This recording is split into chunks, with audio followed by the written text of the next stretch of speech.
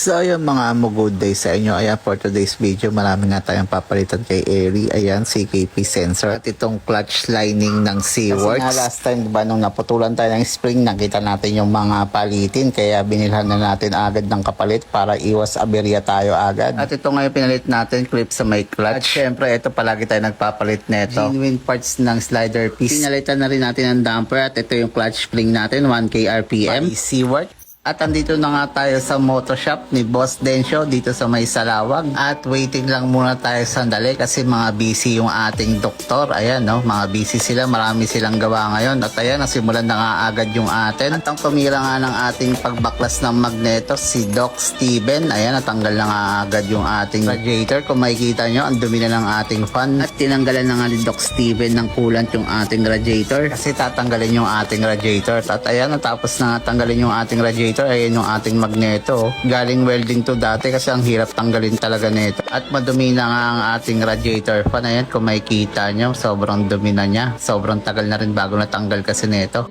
And so yun na nga, gagamitan na nga ni Doc Steven ng puller yung ating magneto para matanggal kasi last time naka-welding to kasi hindi matanggal talaga kaya pina-welding to dati.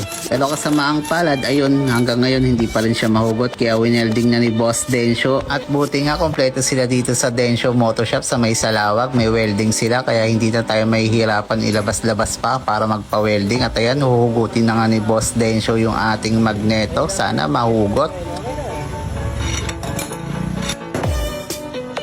At ayun, nahugot nga ni Boss Dencio yung ating magneto at tatanggal. Ayan yung itsura ng ating stator coil. Ayan, ang dumi na ng ating stator coil. Kaya pinalinis na ni Boss Dencio sa kanyang mga doktor. At ayan, nilinis na yung ating stator para sobrang solid pagka kinabit yung ating bagong CKP. Kaya pala tayo nagpalit na itong CKP sensor mga amo kasi last time namamatay-matayan tayo ng motor kaya inagapan natin agad para iwas horror 12. Ito pa naman yung mga issue sa mga Aerox NMAX, yung error 12 kaya inagapan natin agad para iwas aberya.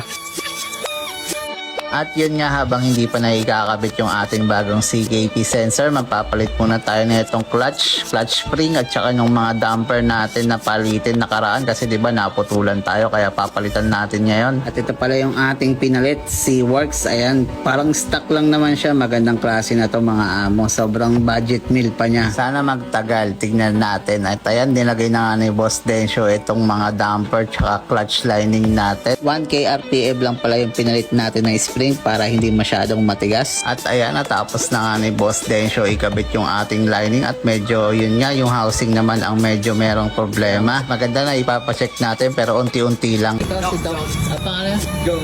Si Doc Jones. Shoutout sa'yo, Bulate. Si Doc Jones ang tumira ng ating panghugit. Talaga lang. Ayan, sira. Noon ako. Nasira niya yung pangalan to, si Doc Doc Steven. Doc Steven. And so ayun na nga, ilalagay na nga ni Doc Amlet yung ating bagong CKP sensor. Ayan, kinabit na ni Doc Amlet ang ating CKP sensor Toyota Tusho. And so ayun, tapos na mailagay yung ating CKP sensor. Sana hindi na tayo mamatay-matayan pa. Pero mga 1 time or 2 times lang tayo na mamatay-matayan. Pero yun nga, buti thankful tayo, hindi tayo tinitirikan ni Airy. At inagapan na nga natin agad kasi mahirap magka-horror 12. Kasi daily use natin to sa Airy. Malayo pa yung biyahe natin. Hirap mag-commute pagka nagkataong tumirik tayo dahil sa horror 12. Sana CKP sensor nga lang talaga yung sira kasi ang hirap pagka umo-overtake ka, biglang mamamatay yung motor mo, delikado. At buti nga kapag namamatayan tayo ng motor, umi-start agad. Kala ko titirikan talaga ako ng mga oras na yun. And so yun na nga mga amo, tapos na nga ikabit yung ating CKP sensor. Ayan, lalagyan na lang ng coolant. Kung trip nyo rin bumili, ilalagay ko yung link dyan sa baba. Ride safe always. Maraming salamat sa panonood.